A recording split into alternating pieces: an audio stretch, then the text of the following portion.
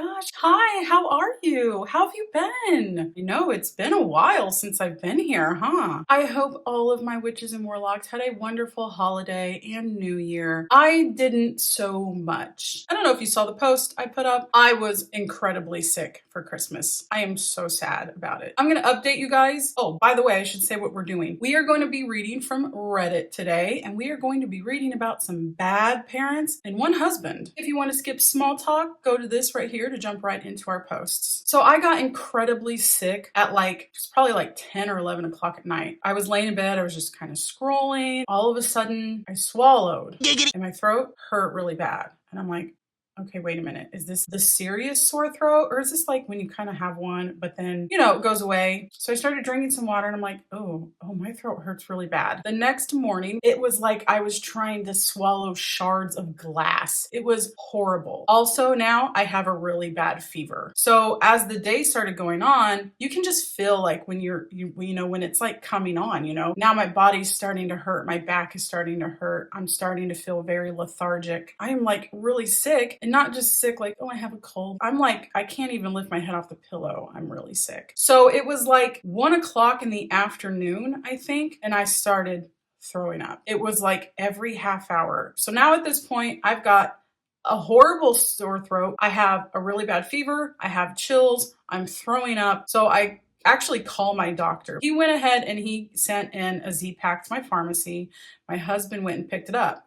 Just in the time that my husband went to pick up my Z-Pack, in between coming home, I already threw up like 2 times just while he was gone. And the store is like right down the street. I was too scared to take the Z-Pack when he got back because I'm thinking, what if I take it and I throw up? I waited until probably like midnight because I think it was probably around like 8 o'clock in the evening when I stopped throwing up. I was still a little bit nervous, but then around like midnight, I was like, okay, I've been drinking a little bit of water. I think I had taken some Motrin to help with my sore throat. None of it came back up. And so I'm like, okay. So I took the Z-Pack. The next day was Christmas and I was still very, very sick. So I did not get to celebrate Christmas with my family. I'm so sad. But I have this fever and my head's on the pillow and I'm not moving either. When I get sick, I go to one area and I stay there because I don't want to risk like spreading it around the house. So I am on one area on the couch and I use the same bathroom. So that way I know that when I'm better and I can disinfect, I need to disinfect these 2 areas, right? And I don't want to get anybody else sick, especially not this. I was like, to my daughter, stay away. Please, I'd feel horrible if you got sick because of this. I took the Z-Pack, okay, missed Christmas. It's very sad. It was day 5 of the Z-Pack, which that's how many days it actually takes. So by day 5, I was like, oh, I'm actually not as bad, not great. My throat doesn't hurt anymore. I've got this terrible cough though, which I usually get after a sore throat. But, I don't have a fever anymore. I'm actually able to sit up. I think I had a little bit of like soup and stuff that I'm keeping everything down. And I'm actually not feeling too bad. I think I got up and did a few things with my daughter because I missed her so much. I was very like winded. Like I was like fatigued still, but I was like, okay, we're on the upswing, right? Next day, again, I think I might have actually did a load of laundry. The next day, I'm sitting on the couch and my throat starts to hurt again. That sore throat that and I was like, no, oh my gosh. No. So now we're 2 days after Christmas, getting ready for New Year. And I'm thinking, oh my gosh, I'm going to miss New Year's too. Oh, the Tamagotchi is having a fit downstairs. I was like, okay, let's just stay calm. So I was just taking Motrin for the sore throat. I didn't call my doctor. I'm thinking maybe the antibiotics are still kind of in my system and can still kind of fight. Luckily though, this time my throat just got sore. I didn't get a fever again, but I did get that like kind of brain fog. Can't really get up and do much because I'm feeling so tired and fatigued. Kind of like the spins a little bit. But this time no throwing up, no fever, and my throat, even though it hurt, was not even anywhere close to how it was the first time. So I did get to go celebrate New Year's. I made sure that I wore a mask in the room because I was like, I don't want to get anybody sick. I'm washing my hands constantly. I'm kind of like quarantined myself into a little part of the room. But I did get to go and watch the fireworks and see that. So I was very happy I at least got to do that.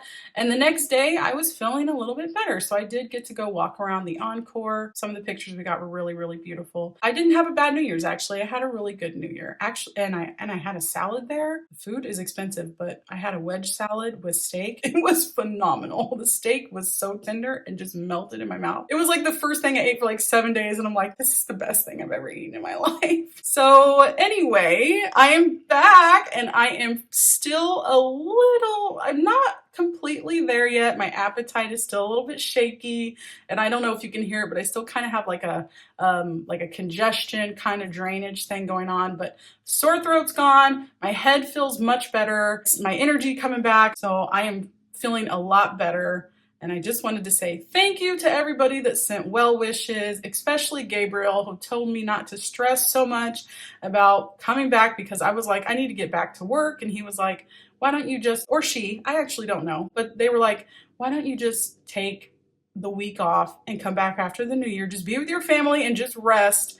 And I was like, okay, I guess. I was itching to come back though. If you listened to all of that, thank you. And I hope that you had a fabulous New Year's. That was the first time that I have been on the Strip for New Year's. I've seen the fireworks from afar, but I've never actually been on the Strip. And yeah, it was amazing. All right, so I have gone on long enough. Let's jump in. I've got some really good ones for you guys today. And I have an Am I the Asshole post that I really think is going to be very split, and I don't know if you're gonna agree with me on it, but hey, that's what we do here, right? Am I overreacting, or are these messages from my biological dad inappropriate? Context is in the comments. Crocheting isn't too difficult. My mom had been doing it all her life. She is a master of the craft. Jay can make a single stand of it, no problem. But joining them up, I'm worthless, lol. Pet Sematary is a great book. Continue reading it until the end. Well worth it, I'm reading The Shining. Also a phenomenal book. Very full of suspense. He wrote a novel recently called Fairy Tale. Long, but well worth the read. I even cried a little at the end. He is a master of his art. Did I tell you that? I'm an artist and a cartoonist. I'll show you some of my artwork after I complete this novel I'm writing to you, lol. And I love black cats.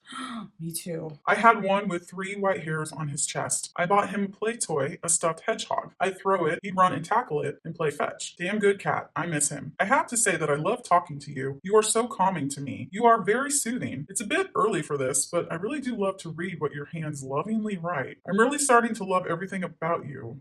Oh. And to love you. Holy crap, it's too soon, but I feel what I feel. There's just a warmth, a little bit of joy coming out of my heart. It's been a long time since I felt that, and it's knocking me to my feet, but I'm very glad to have that feeling. I feel all woozy. You have that effect on me, and I thank you for that. Okay, yeah, that's weird. That was a little weird, right? I'm not alone, am I? Oh, he sounded like the best cat. My cat used to play fetch, but doesn't anymore. I like talking to you too, and I'm glad us talking again brings you a sense of comfort and happiness. Give crocheting another shot. I'm sure you will be an expert in no time. Give it a try. I love talking to you. I feel connected. I love that feeling. And I love you. Is there any way I could show more love? I would love to find a way. Oh, yeah. Let's see what the context has to say. My 27 female mom, 47 female, and biological father, 50, divorced when I was 3, and I haven't seen him since. The last time I talked to my father was when I was 13, but I blocked him after he said disgusting things about my mom, none of which were true. He recently messaged me on 23andMe, asked if we could talk, and gave me his phone number. I was hesitant, but willing to give it one last try. We've maybe exchanged 40 messages total, most being really basic updates on my life and his. Then at 3:40 in the morning, he sent that first text. Majority of that message are things he's already said and was repeating himself. But that last paragraph is really creeping me out. Yeah, it is me too. In my response, I was trying to be polite because I had just woken up and didn't know how to respond. And then he sent that second text, which made me feel even more weirded out. It feels like that's something you'd say to a new partner, not your biological daughter that you haven't talked to in over a decade. What's everyone's vibe on this? I'm tempted to block him and have him out of my life permanently. The last paragraph, yeah, that kind of creeped me out too. And even the paragraph after you responded by saying, oh, trying to keep it light, right? Like, oh yeah, the cat, cute. I like talking to you too. He just kept going on and on. You would think that he would just be like, you know what, I really love talking to you. I missed you. I'm glad that we're able to connect now. And that would be it. But he's going on and on and on. It feels creepy to me. Narcissistic people can never connect the dots. All right, so I was gifted things like How to Make Friends and Inspire People books and How to Get Out of Your Shell by my parents. Blech. The whole entire reason I am the way I am is because of how they treat me. It's my response to the abuse. I'm not going to be very talkative. I'm not going to try hard. I don't think anyone likes me. People who were supposed to love me with all their heart made me feel like the worst, most unimportant thing to exist. It shocks me every day how they have absolutely zero awareness. Same. I know. Somehow it was my fault for how I am. Not saying it's wrong in any way to be shy or not have many or any friends. I think you're completely beautiful and valid. Okay, why do we have to hear these things from strangers on the internet? Why can't you hear that I think you're completely beautiful and valid and that it's perfectly fine for you to live your life the way that you do? Why can't we get that from our parents? No matter what it was about me, it was always something I needed to work on. I was never accepted for me. If I had an interest, it got made fun of so much that I cried and felt broken. I never talk to them about anything, unless of course I have to, because they are extremely nosy. I try not to share any information with them. Oh, I get it. Trust me. Don't ever tell your parents you want to be an archaeologist because they'll laugh and make fun of you about it. A girl archaeologist? Oh, you kids in your dreams. Okay, so this is actually somebody in the comments, what they had to say about this. From the gifts, it seems like your narcissistic parents wants to encourage you to socialize.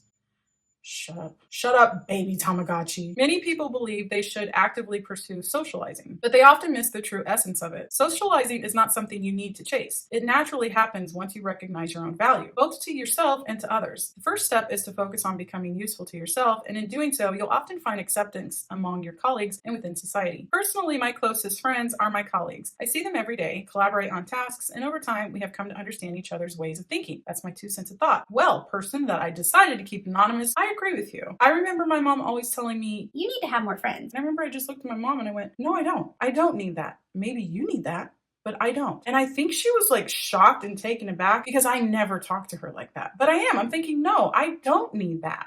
I am perfectly happy. This person to me, this comment hit the nail right on the head. Whether you have a lot of friends or not, you are beautiful and valid. No good deed. Oh boy. So recently my fiance and I had to take emergency custody of his daughter. I had been planning on cutting back my work hours to go back to college, but right now I can't afford to do that just yet. I mistakenly told my in-mom this when she asked about what classes I was taking. Oh my gosh, I get that. Okay, do any of you do this? I don't really share anything with my mom at all. And sometimes you just talk because, you talk. And I'm like, oh yeah, I'm going to Disneyland for Christmas. Oh, damn it, why did I do that? It just slips out sometimes. She immediately started to discourage us taking his daughter. She told me I could back out of this still. It could ruin my relationship and I needed to think of myself. I asked her if she understood my major. She said, yes, you want to help people in bad situations. Social work. Well then. So you want me to not help a 12-year-old girl that needs it so I can go get a degree to professionally help people? You want me to tell my fiance his daughter needs to go to foster care so I can go to school to help people? Some of the foster homes are very nice. You know what? Some nursing homes are actually very nice too. Do you ever think about things you say and realize how inappropriate and ridiculous what you just said was? I'm just telling you that no good deed goes unpunished and you are stupid for ruining your future. Is she for real? I don't know why I'm floored by her response, but I am. Because we always are, because we can never wrap our mind around just how awful they are. I'd like an update on that one. I wonder if she took her and how they're doing. Mom always refuses to give me directions I ask for when I'm trying to find her. On my way. Okay. Left or right from local pizza place? I'm on the far side of the hut from the pizza place. Left or right? If you're at the door to the pizza place, I'm straightforward on the far side of the hut. Left or right? Straight ahead would be going inside. Where are you? I'll just come to you. Oh my god! I'm back in the front of the pizza place facing towards the door. Literally just tell me left or right from there. It's a one-word answer. Just tell me and I'll know where to go from there. This is kind of tame, but whenever we go out together and separate for any amount of time, my mom will always refuse to give me the directions I need or ask for to be able to find her and always eventually insists on getting me herself. It's extremely frustrating and drives me nuts every time. Is this a control thing? Is she just being stubborn and weird? I loved this post so much because I feel this so much. My mom is the same way. My mom can never just like take directions like at face value, I guess. If I ask my mom like how to get somewhere, it's always, well, you're gonna go about a mile here and then you'll make a left when you see like this tree that has like weird stuff on it. And then once you go past that, make a right on this road that has like rocks. And I'm like, wait a minute. What are the street names? Can you just tell me how to get there? Christmas heartbreak. We don't want no Christmas heartbreak. We want Christmas kisses and loves and presents and fun and cookies and caroling and Hallmark movies. I'm curious, did anyone else receive an insult gift? My in-mother gave me a $2 planner. This is relevant because the lady has a lot of money and also chose to leave the price tag glued to the back and laughed when my face went blank as I finished unwrapping the gift bag. She explained her joke by saying that now I wouldn't forget things nearly as often. I'm professionally diagnosed with ADHD. She is well aware that my forgetfulness is a sensitive topic for me. It was the only Christmas present I received this year from anybody. Oh my gosh. This is so sad. That is like so much passive aggressiveness all in one gift. It was only $2, which I know money doesn't matter to me. I don't care how much you spend on me, but coming from a mother to a daughter, to give my daughter one thing, it's $2, some $2 thing, and then you don't even have the decency to take the price tag off, almost like you want to show it. I don't know. I think that's shitty. She laughed at her. Oh man, and it was the only gift she got. I'm floored. Poster says, I think this is confirmation that your in-mother is a massive bitch. Yeah, I have to agree. That one hurt to read. That was really sad. This has to be fake, right? Right? My church gave me only $200 for Christmas, knowing I'm a single mother with 4 kids. Last year, they gave me $1,000. But since I stopped the pastor from coming over late at night, he cut my funds. I have a boyfriend now. Before, I was single and desperate for money. He even told me that he would help us out. For the past 5 years, the church gave us $1,000. They are aware of my situation, which means $50 per child. Would I be wrong to tell his wife? I'm $800 short. Why can't churches provide more help for Christmas? Thoughts? Oh boy. Okay, I have a lot of thoughts. Where do I start with this one? Oh my gosh. Why don't churches give more money? I would think $200 as a Christmas gift from the church. I feel like that's a lot of money, and you're having an affair with the married pastor? What is happening here? Should I tell the wife? I mean, yeah, the wife has a right to know, but I still don't feel like I'm on your side because now you're only threatening to tell the wife because you're not getting the money from the pastor. Okay, we're going to move on. More estranged bigots. This next post is actually coming from the parent, and I'm assuming somebody got this off maybe Facebook. I don't know where this post comes from, but it was somebody that posted it on Reddit. So yes, the following post is from the parent. I am seriously thinking of having a quiet memorial service for my son. As of yesterday, I am sure we are estranged now. This is the 3rd child now. The first was my oldest, and we aren't estranged anymore. The second, ED, what is ED? I'm going to assume that's estranged daughter, has talked to me a little, but basically estranged. The youngest out of 5 left my home when he was 17 because I would not let him sleep over another boy's house. I knew at that point he was struggling with homosexuality. He was a great kid, straight A's, the teachers all loved him, the girls did too. He changed his name. He is now 24, and in the last few months, he went low contact and now no contact. We had a great relationship, and I accepted his new identity and name, and we talked openly about it, but now crickets. So what do you all think if I contact some of the people that loved him before this dead naming and have a quiet memorial service? Talk me out of it. I feel like he's gone. I'm going to punch her in the face. Like, seriously. Holy shit. Okay, first thing I want to point out as somebody that has been covering narcissistic parents for a while, with a lot of you going no contact, you are all very strong, is how many of you have 5 children and how many of them have went no contact with you, and yet you're asking why? I mean, come on. It's like my mom, where all 4 of her children don't want anything to do with her. At some point, I would think you'd go, maybe it's me. This is the self-awareness, just zero. Or do they just not care? I don't know. You want to have a memorial service because you think your son's gay, which I don't know if he is. I don't know if it's been confirmed here, but you're mourning. Do you have any idea how crazy you sound? Talk me out of it. You know what? No. Do it. Do it. Show the world what a piece of crap you are. He's now no contact.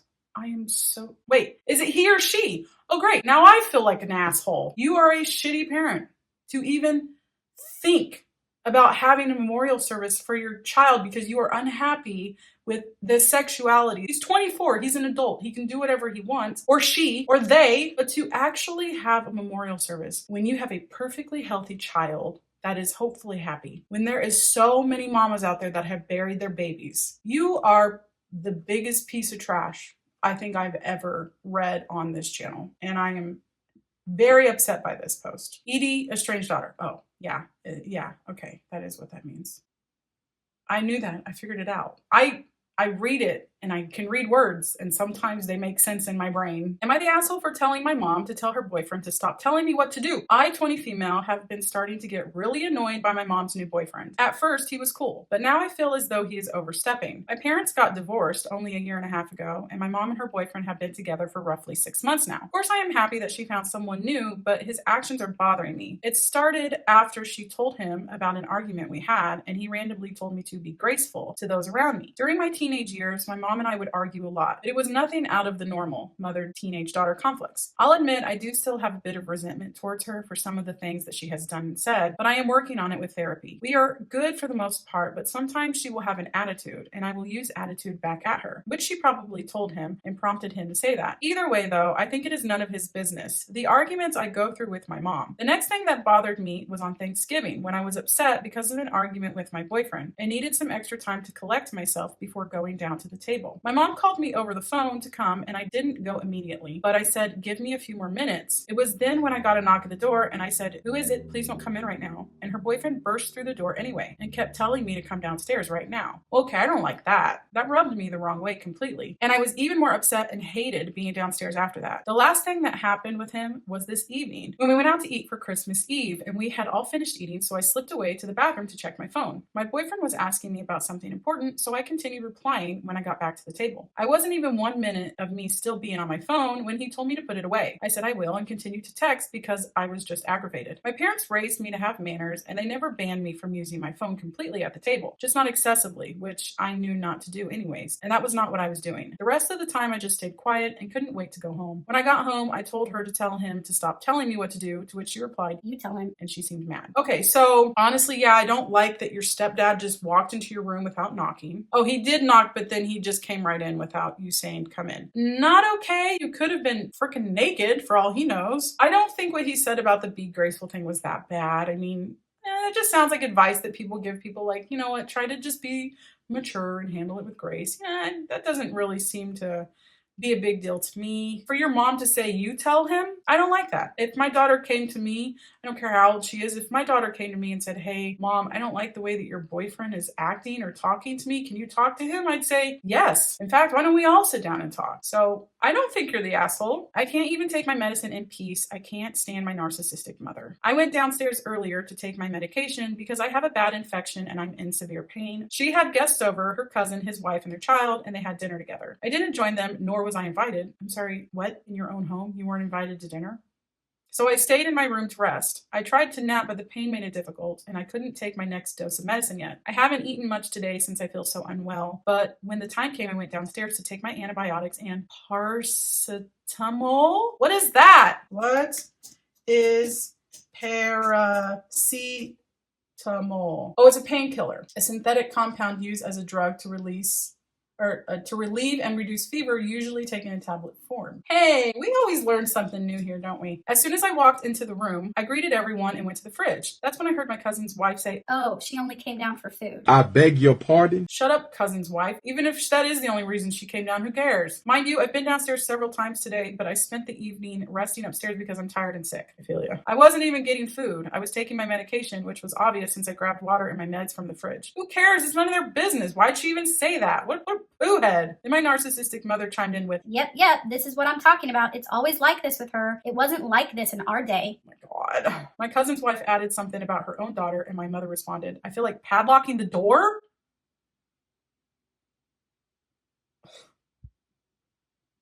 You know, I shouldn't be surprised. And my mom called me fat right in front of a guy I had a crush on, so I totally understand what you're going through. And I was eating a salad. Okay, it's not about me. It's not about me. Stop it. All of this just because I went into the kitchen to take my medicine. She could see exactly what I was doing, yet she still took the opportunity to humiliate me. Right there, you guys. That is a sentence. Take that in. She knew what I was doing and still took the opportunity to humiliate me. That is a narcissist in a nutshell right there. What a beautiful sentence. I'm in so much pain that I can barely open my mouth because of this infected tooth, and I have to deal with annoying relatives making snide remarks. My mother sounded so excited when she joined in. She thrives on any negativity about me. She couldn't wait to agree. It's especially frustrating because yesterday I was about to cook something and she started yelling in my face, nagging that I mess up her kitchen. I hadn't even started cooking yet and there wasn't any mess at all, even after I finished. She's constantly complaining that I'm destroying her precious house over petty things, like dishcloths getting dirty or leaving water in the sink. Yet when I stay in my room, she still complains, always telling relatives that I stay in my room too much. What does she even want? She complains about every little thing I do and then wonders why I avoid her. It's gaslighting at its finest. She knows she's insufferable and overbearing, but she plays the victim to others, acting like I avoid her for no reason. The fact that she let her cousin's wife say what she did, knowing full well I was taking my medication, says everything about her. I can't wait to move out. Yeah, that's really shitty that she lets them talk like that about you.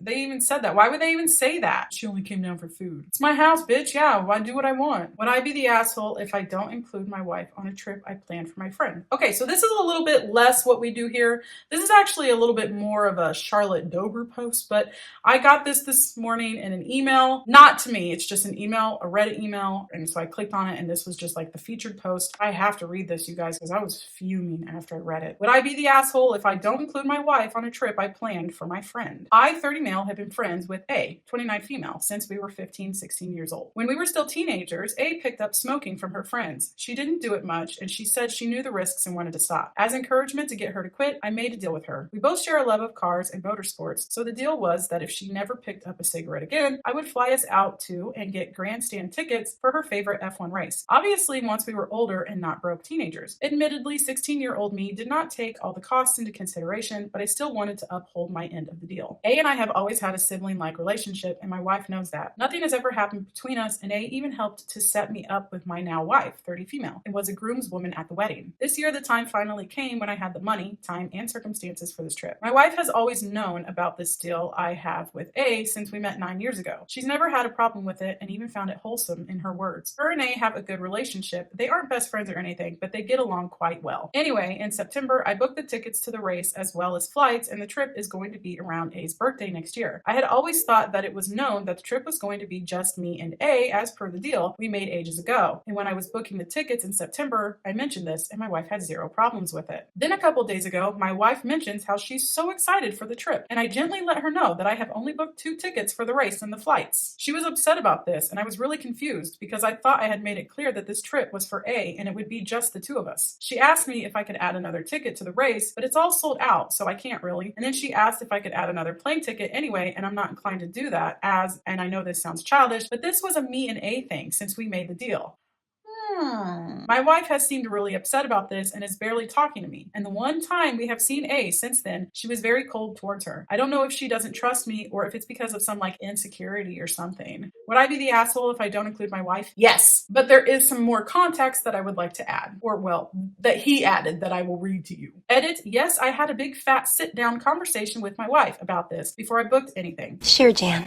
And I broke down my plans and all the costs, covered by money I had saved on my own, and my wife was completely fine with everything until now. I want to call bullshit on that because unless somebody's lying here, which is very possible, when I go back to reading the beginning, you said that you made it clear that this trip was just for the 2 of you, you and not your wife. Yet your wife was super excited to go when you booked the trip. I'm assuming she was thinking that we are going, right? Me and my husband, the 2 of us, that's the 2 I'm thinking of. So I'm going to say you did not sit down and talk to her about this because now why is she confused that she's not able to go?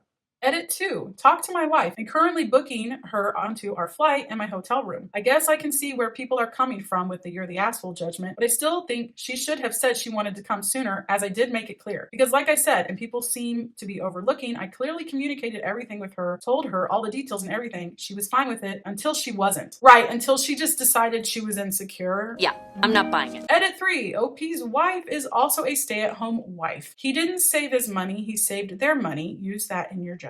Now, In a lot of the posts, everybody is like, you know, the hippies of Reddit, like, no, it's okay, man. Like, it's okay. You go on your trip. It's totally fine. Like, men and women can be friends and they can run off into the sunset together. And you shouldn't be threatened by that. Don't be insecure, blah, blah, blah. I'm sorry, but no, this is not okay, in my opinion, at all. There is a lot of red flags, I think, in this post. You are saying that your wife knew it was going to be just two of you, yet her actions say differently. She sounds like she thought she was going and was surprised, taken aback, probably really hurt, learning like, oh no, I'm not taking you, I'm taking another woman. Come on, let's be realistic. All of you married wives out there, would you be okay with your husband going on vacation with another woman? And at one point he said, Look, we got separate rooms. oh, you got separate rooms. Okay, well, problem solved. Oh, we don't have to worry, guys. Infidelity never happened because people had separate rooms. And it's not even so much like of a jealousy or worried about cheating issue, which is a valid reason to have concerns about something like this.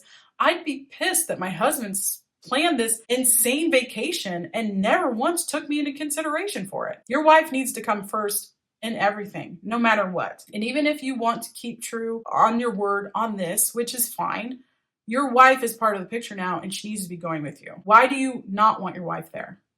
There is nowhere I'd ever want to go without my husband, ever. So yes, you are the asshole. It was so nice coming back and talking to you guys, and I missed you guys like crazy. I really, really did. I hope you guys have a wonderful day. I hope you had a wonderful holiday. I hope you had fun. I would love to hear your guys' New Year resolutions if you made any. If you enjoyed this video, here's another one that I think that you might enjoy. Until next time, I love you guys. I hope your symptoms are low. I hope your magic is strong. Bye.